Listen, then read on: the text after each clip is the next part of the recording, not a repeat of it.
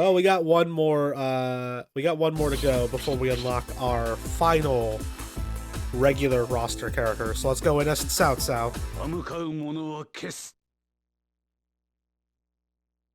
Cao Cao, or Cao Cao, as he's called in most of the early titles.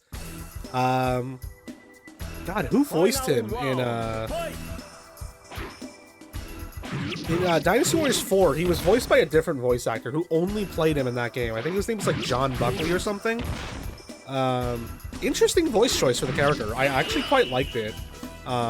Just because it was different, but starting with 5, he was played by Douglas Rye, who is, oh my goodness, fantastic.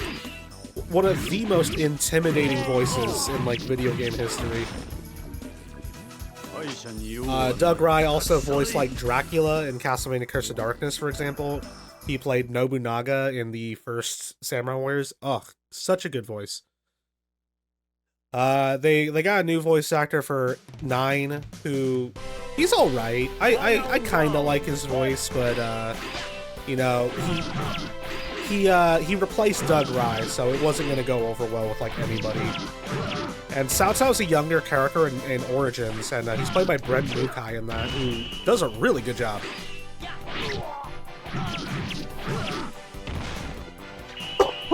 Excuse me. I guess I should also point out that there's also Wolong out there, where that's another Koei Tecmo take on the Three Kingdoms, and some interesting takes in that game as well.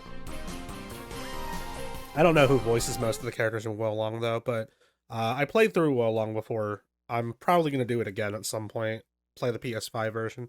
I played it on Xbox One, the Complete Edition, because Koei Tecmo sent me a code for it. They sent me a review copy, or like an early copy of the Complete Edition of Wolong for, you know, content creation purposes, so I streamed it on Xbox One. Because I didn't have a Series X, I already had the game on PS5. Like, I bought the game physically on PS5, and I was like, I don't want it, like, twice on PS5. So I got it on Xbox. And yeah, the last gen version of Wolong, the PS4 Xbox One version, fully playable, mind you, fully playable. It's just, man, those loading times are nuts. I think I played all the way up till the final boss of the last DLC. I just couldn't beat him. I was getting really frustrated, and the incredibly long loading times of the Xbox One version were just, like, really making me upset. So I still haven't finished Wolong's DLC, all of it, but I do intend to go back to it. Specifically playing on PS5, because I fully intend to do another playthrough of Wolong. In the last arcade, I talked about the other rabbit hole about Samurai Warriors 2 I went down. I suppose I can talk about that now, while I use the same combo over and over. So, in Samurai Warriors 2, Samurai Warriors 2 released on 2 platforms in America, PlayStation 2 and Xbox 360.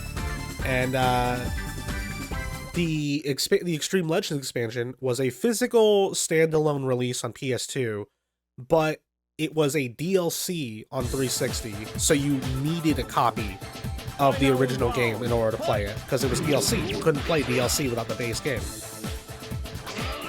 And, you know, aside from the 360 version just overall being better, you know, higher fidelity graphics, a better frame rate, etc., etc., something notable about the 360 version of Extreme Legends, the character Toshie Maeda has a different ending in both versions of the game. He has a unique ending in the PS2 version, but in the Xbox 360 version, he shares an ending with Katsuie Shibata. And it's been a long rumor about why this is, but the common misconception is because he beats the crap, like physically punches the crap out of another character in his PS2 ending. And the common thing I've heard is that they changed the ending because it was too violent in the Xbox 360. Like, they changed it in the 360 version because it was deemed too violent. And I have looked into this for so long because I always thought that was a weird explanation. So for longer than I would like to admit, I have been looking into that, and the only source I can find for that is somebody on a message board, like, saying that literal exact sentence. Like, you can see even on the Wikipedia article for Samurai Warriors 2, it says that. And the only source I can find is those exact words, but in, like, a freaking NeoGAF post or something. And to this day, I cannot find an actual source or like explanation for why the ending was changed. But I have my own theory about it, and I have no idea how in the world I'm going to prove this theory, because it would require me to actually speak to someone at Koei Tecmo who was working there at the time and actually like directly worked on Dynasty Warriors or Samurai Warriors 2. But my theory is so firstly, Xbox just wasn't compatible with the, oh my goodness, Juga! Xbox consoles just were not compatible with the whole mixed-joy feature, which was, you know, opening up the disk drive on the PS2 version, taking out the expansion disc, and putting the original game in. It reads the original game, and then you put the expansion back in, and now you have both the expansion and the base game's content mixed together. Xbox does not support that, and my theory behind that, the reason I have that theory... Oh, this is a much better outfit for Cao Cao. Very way looking.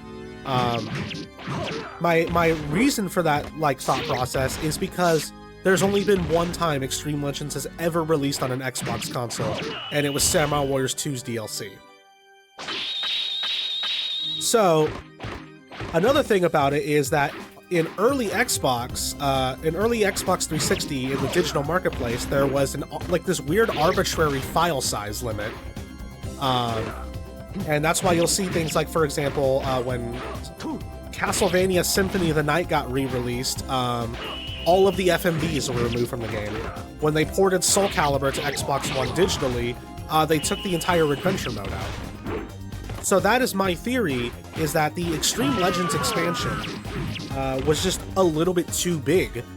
So they took out Toshie's ending, because Katsuie's ending still works for him.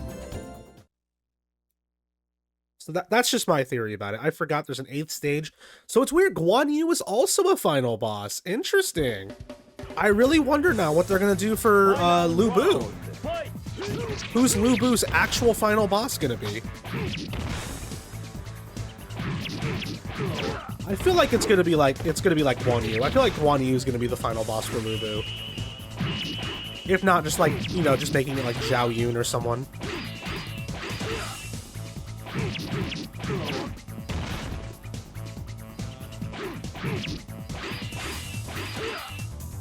Stop it. Ah. There we go. So yeah, I talked about my weird crackpot theory.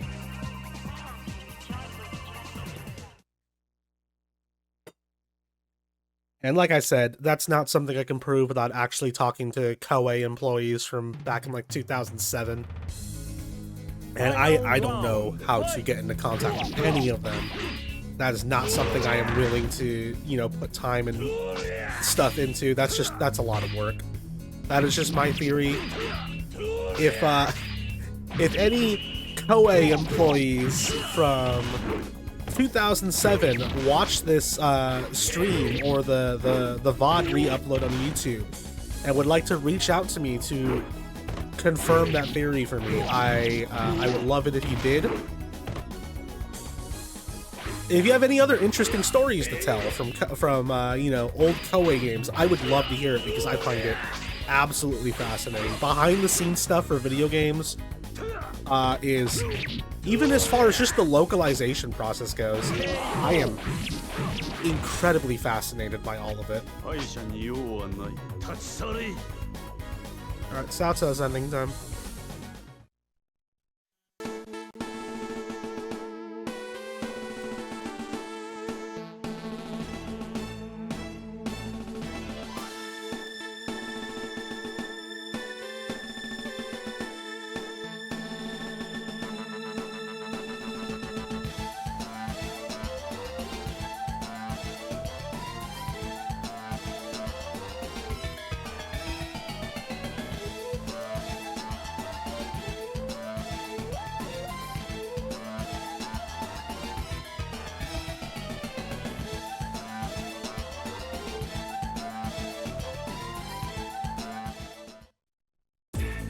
Interesting. Out of ranking. I didn't even place with Cao Cao. Unreal. Oh, that's sad.